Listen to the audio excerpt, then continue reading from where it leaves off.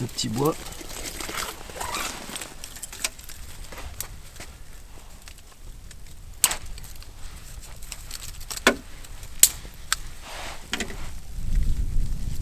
Donc là mon petit bois je vais le trier par taille, par épaisseur. Moi ce qui m'intéresse c'est le petit bois comme ça pour démarrer le feu. Ça je vais y mettre une fois que le feu est lancé.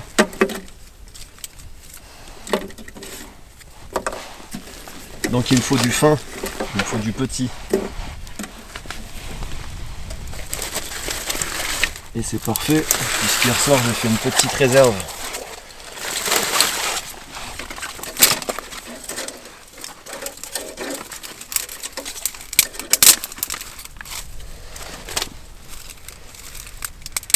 Pour pas avoir à courir ce matin. Donc c'est pas plus mal, ça tombe bien.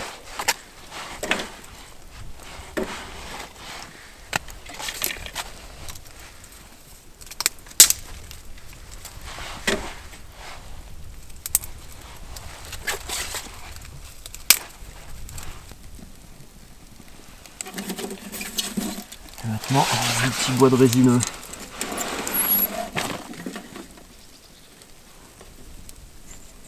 Ah, le bois gras qui brûle, qu'est-ce que ça sent bon. On n'a pas ces odeurs avec l'écorce de bouleau. Attends, je vais peut-être me réchauffer un peu les pieds. Parce que tout à l'heure, c'est trempé. Trempé et gelé.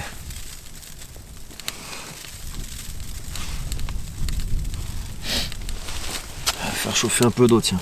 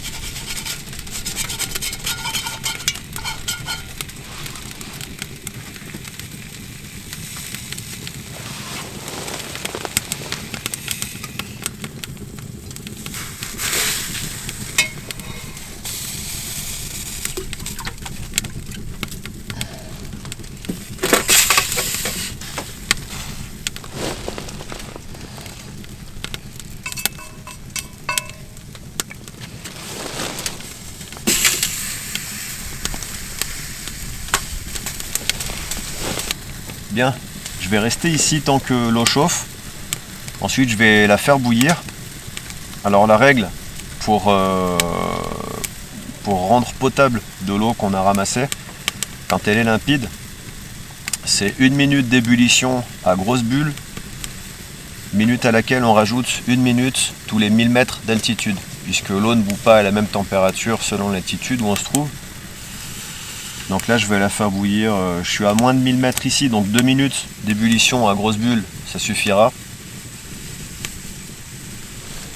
Donc je vais surveiller jusqu'à ce que ça arrive à grosse bulle.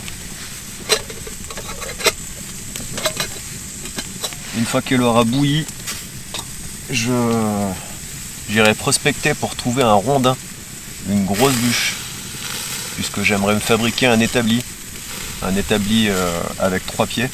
Et pour ça, j'ai besoin d'une grosse bûche que je vais fendre en deux.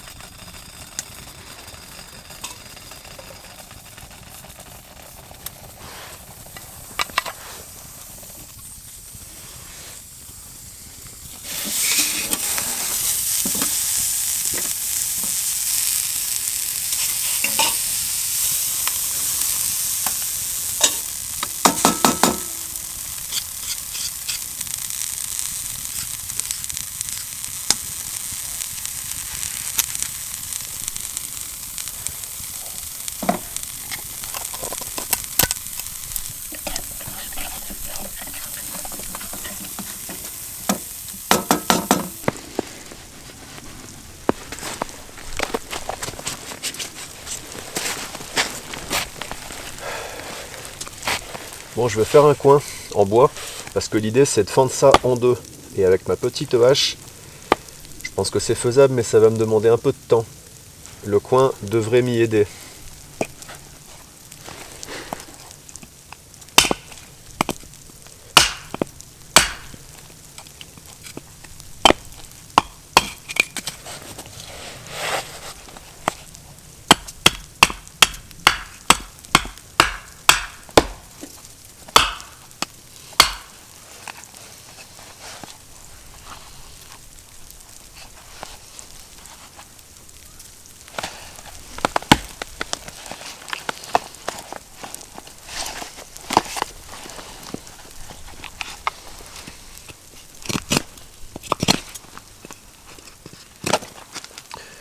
Alors, une fois que j'ai fait la partie du coin qui va s'insérer dans la fente, je vais faire un chanfrein sur la partie où je vais taper. Ça va éviter d'éclater le bois. Ça va éviter d'éclater le coin.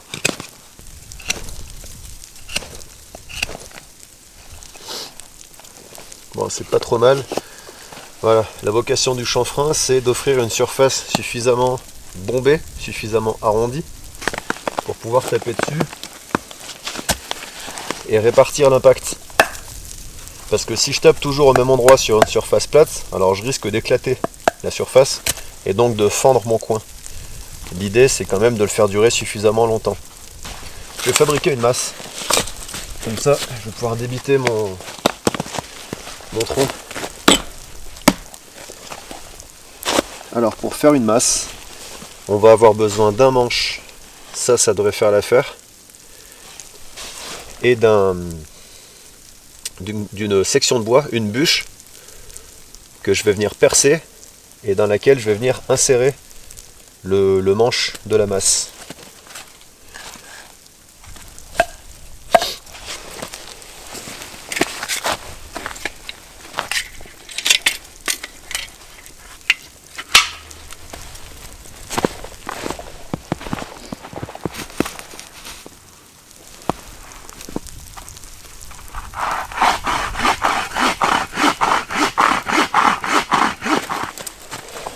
Voilà.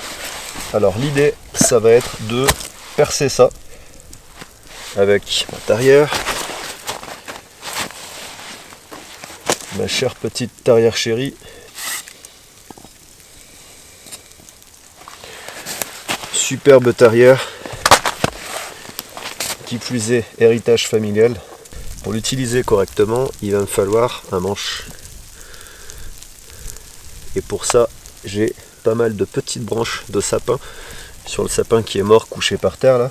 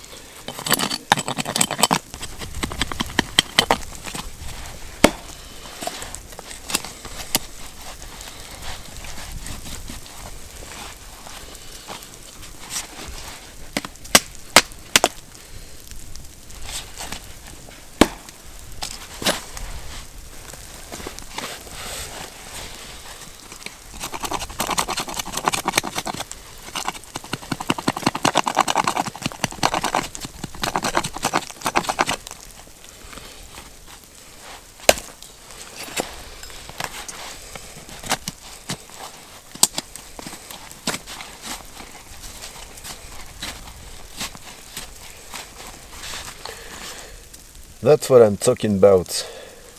Voilà de quoi je parle. Alors l'idée, ça va être de percer ça, tout simplement. Voilà.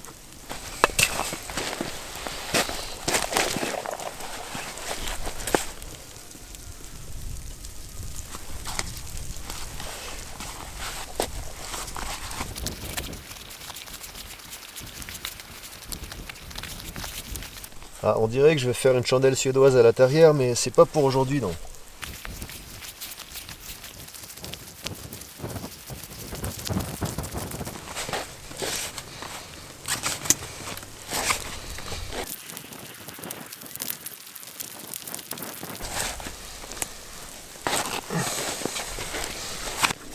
Bon, je suis presque au bout. Le problème, c'est que ça glisse bien là, avec la glace.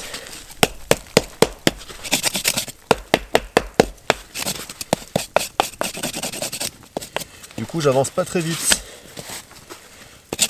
Bon, du temps, j'en ai, hein. Il est 11 h, donc j'ai un petit peu de temps encore. Je vais passer la journée là. Mais ça avance pas très vite. Je sais pas encore où j'en suis. Ah bah si, ça y est, j'ai traversé. Bon bah c'est nickel, je vais la reprendre de ce côté. Voilà, ce sera moins contraignant. Hop là. Donc là je vais sortir ma mèche. Oh, qui est bien insérée. Ah, c'est pas parce qu'on la sort que ça va tout seul, hein.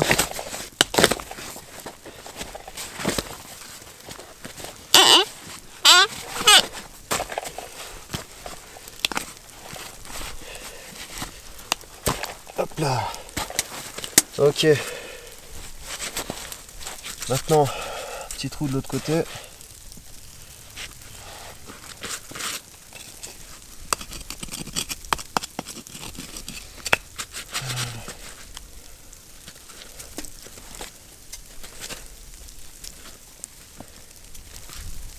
Je pense que c'est par là. Ah, j'aurais peut-être dû marquer. J'aurais peut-être dû marquer avant de retirer la tarière. Bien. On rebelote maintenant en sens inverse. Oh là là, non, j'étais carrément à côté. Il est là le trou, ça y est, je le vois. Oh là là, dis donc, dis donc. Quand vous utilisez une tarière comme ça, il faut faire super attention à la pointe. Si vous pétez la pointe, la tarière devient complètement inutile. Bien. Ça c'est fait. L'idée ça va être de recouper. Déjà dépasser enlever ce qui dépasse là.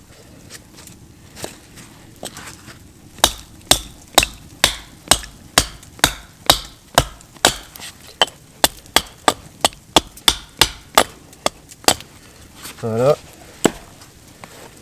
Donc l'idée, ça va être de retailler ce bout de bois de façon à ce que je puisse l'insérer dedans.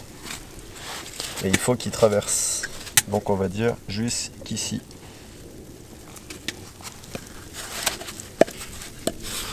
Je vais le prendre de l'autre côté même, ce sera mieux. Ici. Donc à peu près là. Voilà. Donc ça c'est simple. Je vais le faire à la scie.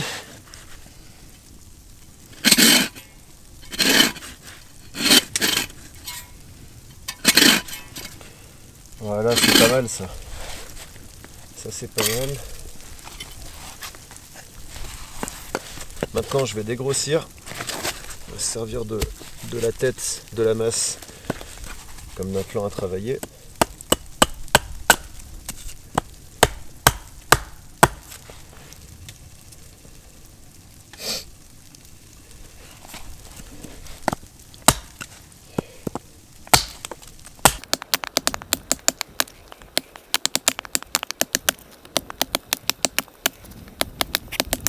Bon, comme on peut le voir, le bois est sain, mais pas partout. Là, il a commencé à moisir. Donc ça va pas me donner une structure de manche de masse bien fiable. Le manche peut très bien casser à l'intérieur si je maintiens, si je continue d'utiliser ça. Pas très droite. Bon, on verra bien ce que ça donne.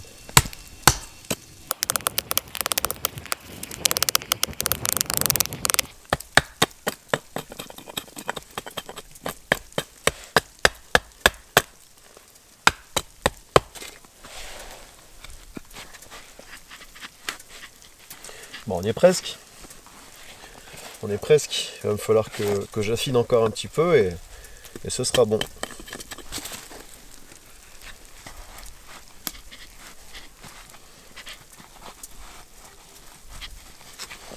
Encore un petit peu.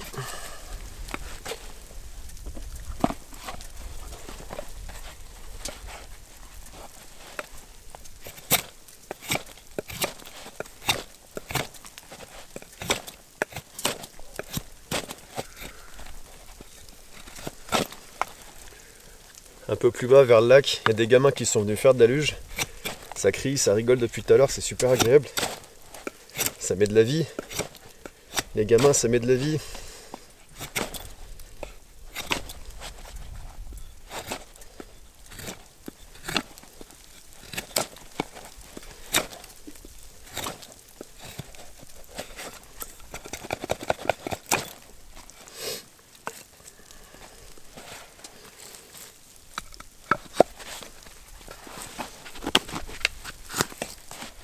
On y est presque, hein. On y est presque.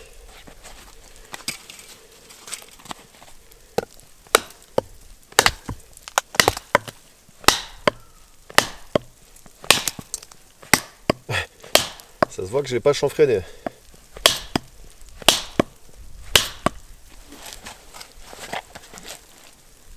Ah, il me reste encore quelques centimètres.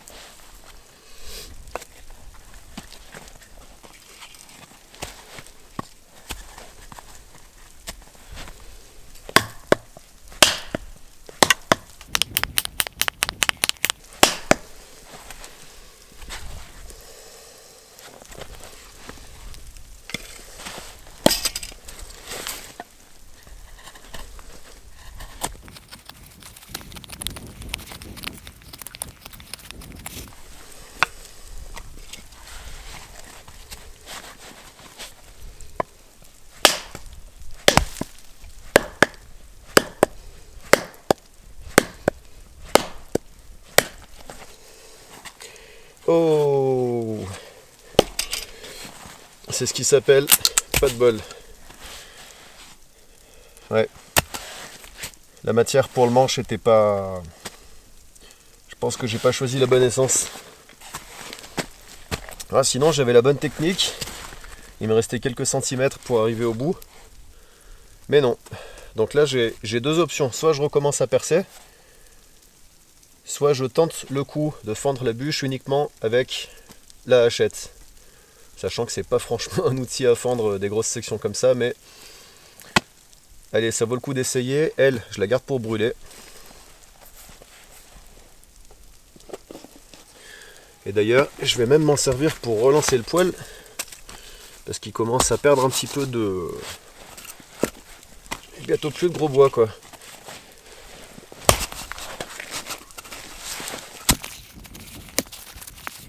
Faire attention qu'il n'y ait pas de cailloux là où on tape, hein, ce serait con.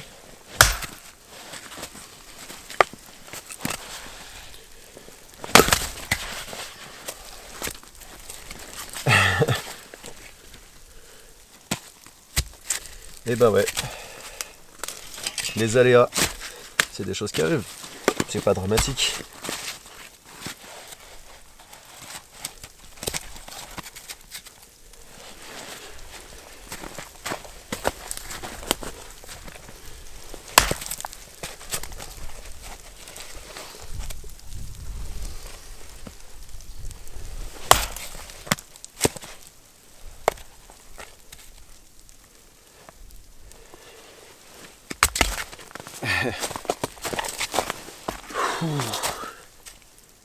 Ça réchauffe en tout cas, c'est ça qui est bien.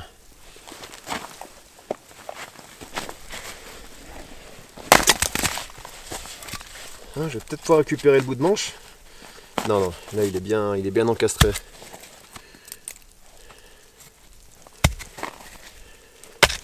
Bon, c'est pas tout ça, mais il va falloir que je cuisine.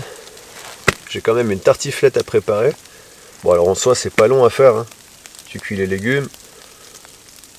Ensuite, tu mets dans le plat au four avec la crème, le reblochon par-dessus et basta. Ouais, ça devrait être assez rapide. J'aimerais faire du pain aussi pour l'apéritif, pour mes petites terrines. Et pour ça, pour utiliser mon poêle à bois comme un four, je vais avoir besoin de faire un feu de camp. Donc je vais faire le feu de camp, je dirais à peu près ici. À voir l'endroit le plus adapté, pas trop près du tipi non plus, parce qu'il risque d'y avoir des escarbilles. Pourquoi pas, tiens là, ça m'a l'air pas mal là. Ici. Faut juste que je vois s'il n'y a pas des racines de sapin qui passent. Dans ce cas-là, il faudra que je choisisse un autre endroit. Ah, et ce qui est intéressant aussi, pour ajouter un petit peu de challenge, c'est qu'ici, il n'y a pas de gros cailloux. Donc pour délimiter le foyer, je vais prendre des gros rondins de sapin. C'est pas terrible, je sais, mais j'ai pas trop le choix. Bon, ça va ici, il n'y a pas de racines. Je vais juste mettre un rondin ici pour protéger la souche. Puisque la souche, ses racines peuvent communiquer avec d'autres sapins. Donc je vais mettre un rondin ici.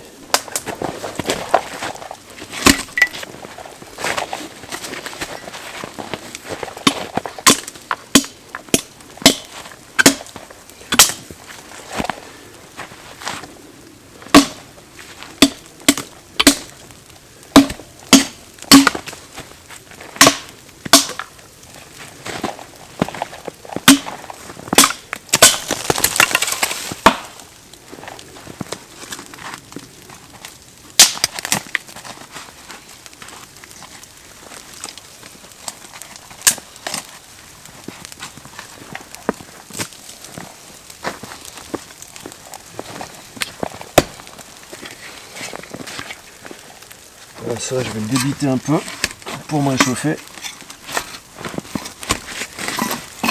Ah, je n'ai pas vu celle-là.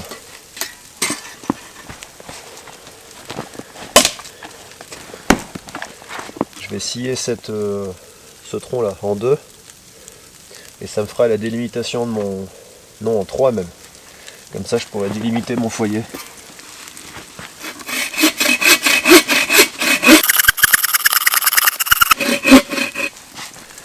Là, on dit que scier ça réchauffe, mais ça réchauffe pas les pieds. J'ai les pieds gelés depuis que je suis allé chercher l'eau.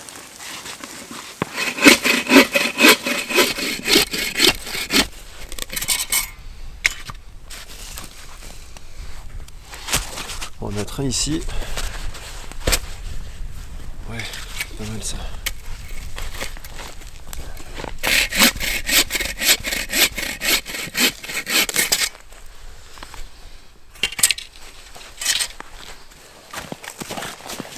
On va faire comme ça.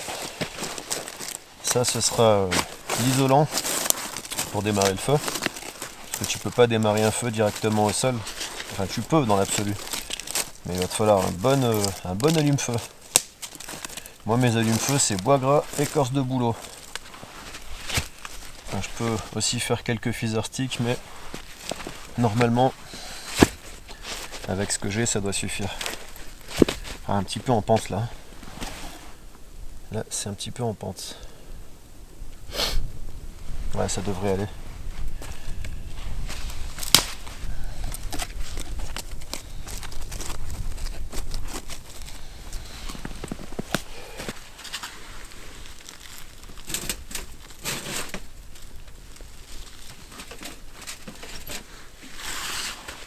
Bien. Donc là, l'idée, ça va être de faire un feu, de me réchauffer par la même occasion, de mettre le poêle à bois sur le feu et mon plat à gratin dans le poêle à bois. Et ensuite prendre des braises, les mettre dessus. Et avec la chaleur rayonnante, ça devrait cuire ma tartiflette. C'est l'idée.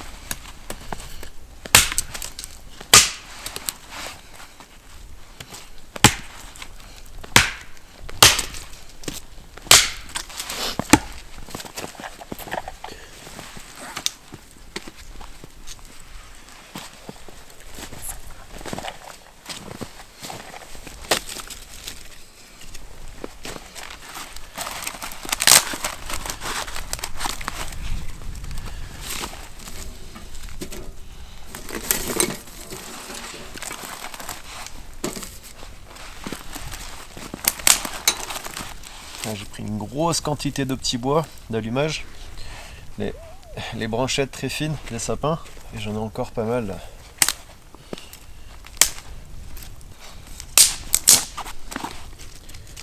Voilà, une bonne base.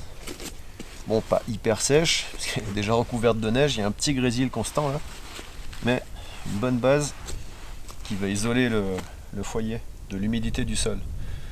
Maintenant, je vais débiter du gros bois et me faire des bûches, parce que ce ne sera pas quand le feu sera parti qu'il faudra que je m'occupe de couper du bois. Allez, c'est parti.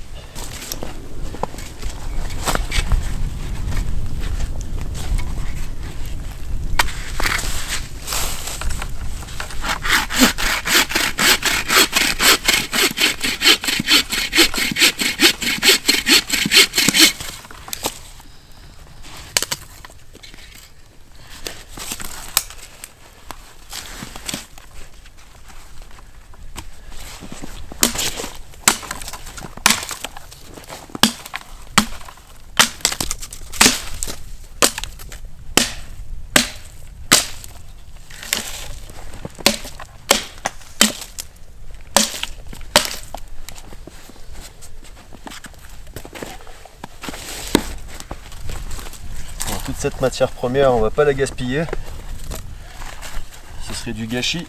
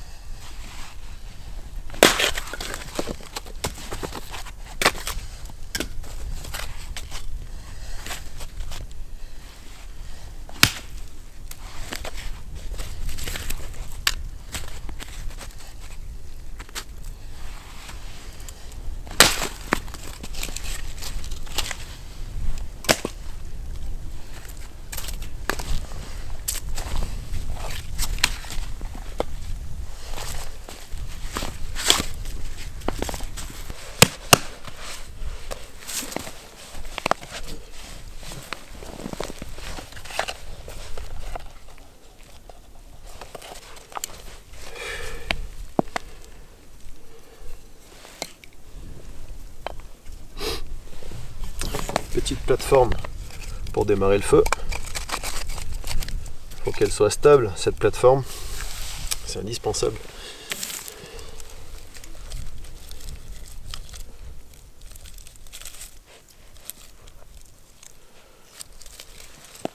Cette fois-ci, ce sera démarrage au bois gras, uniquement au bois gras. Donc je vais commencer par faire de la poussière de bois gras. Ça, c'est le premier truc qui va prendre l'étincelle du fire steel, qui va transformer l'étincelle en flamme.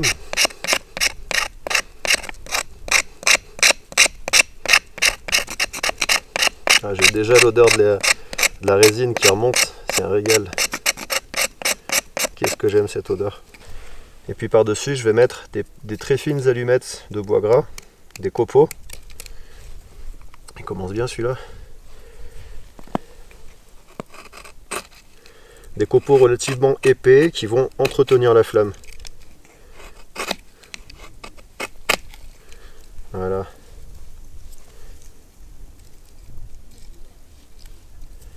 Et ça va maintenir la flamme suffisamment longtemps pour ensuite embraser l'allumette de bois gras, l'étincelle.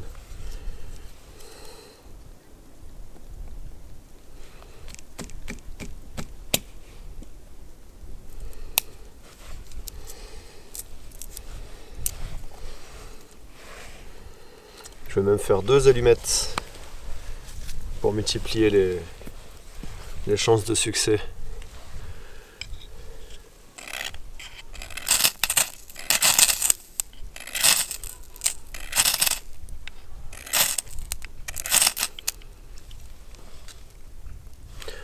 peu de vent.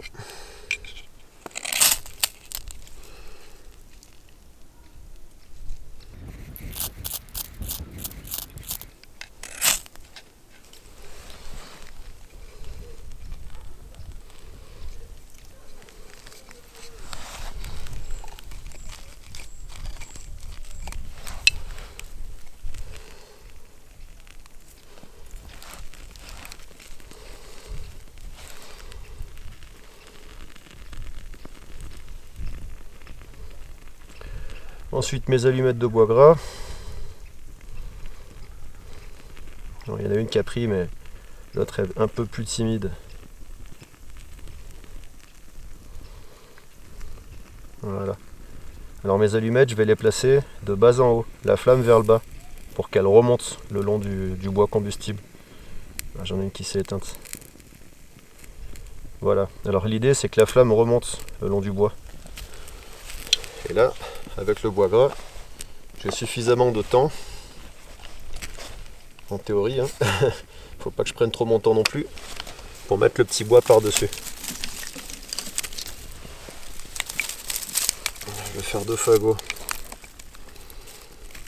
Et je pose pas le fagot sur le départ de feu. Je l'espace un petit peu pour que l'air puisse circuler.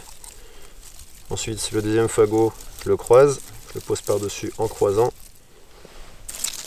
Et là, je laisse faire puisque le bois gras va brûler suffisamment longtemps. J'ai plus à me soucier de... J'ai plus à faire grand-chose à ce stade.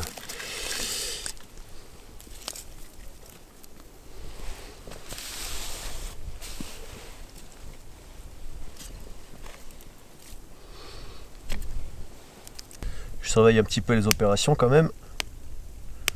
Parce qu'à ce stade, mon bois gras peut tomber.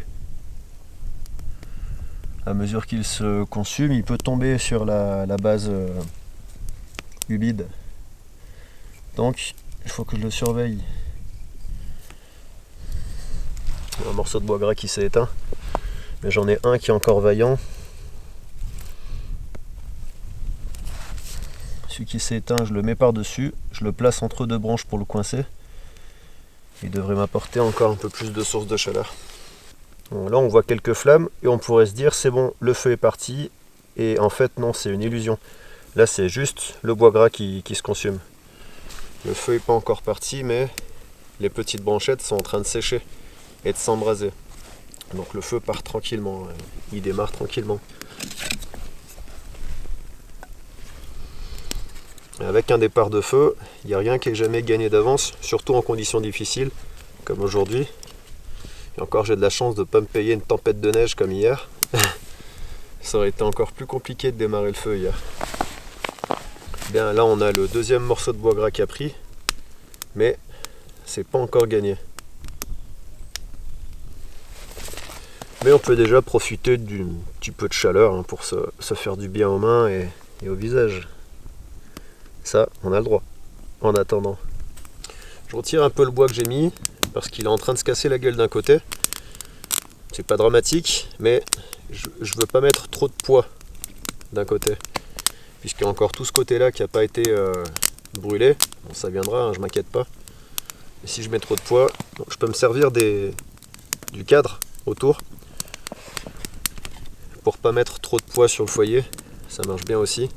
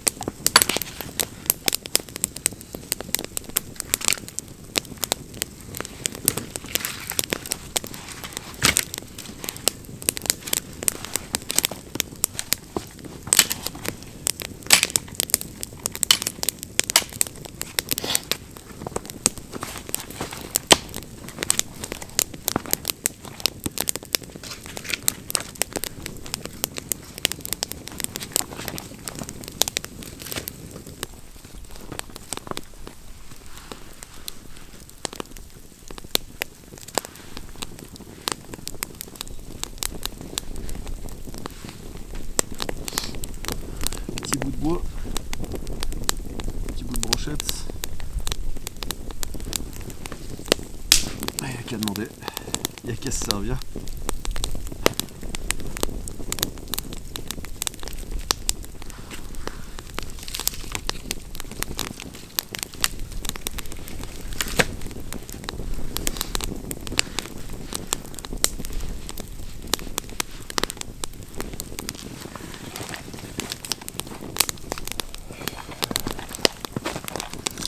Un trépied, voilà, pour cuire mes pommes de terre, mes échalotes, ce sera plus simple.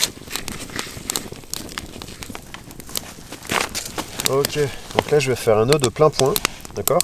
C'est une boucle, et avec cette boucle, je fais un nœud simple, d'accord? Le nœud simple, c'est ça. Et on serre. Mais je vais faire la même chose, mais avec ma boucle, ma ganse. La ganse, c'est ça. Donc un nœud simple. Donc ça, c'est pas un nœud coulant, mais c'est largement suffisant pour ce que j'ai besoin. Je sais même pas si je suis dans le cadre, on verra bien. Ensuite, pour régler la hauteur, je le fais en enroulant la cordelette là-haut, ou s'il y a des moignons de branches, je peux enrouler la corde sur les moignons. Ça marche bien aussi. Et en plus, ça permet de guider la cordelette si par hasard le trépied, de par sa structure un peu fragile, ne guide pas la cordelette juste au-dessus des flammes.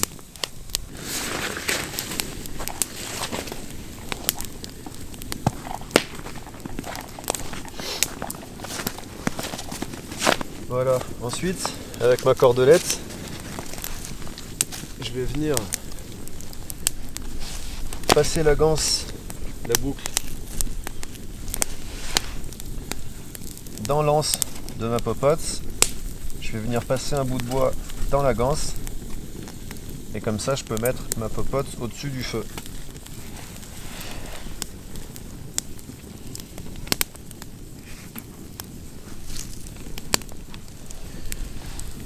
Voilà, tout simplement. Quand je fais ça, je fais attention à prendre un bout de bois suffisamment long, sinon ça peut créer des problèmes. Et je parle en connaissance de cause, bien évidemment.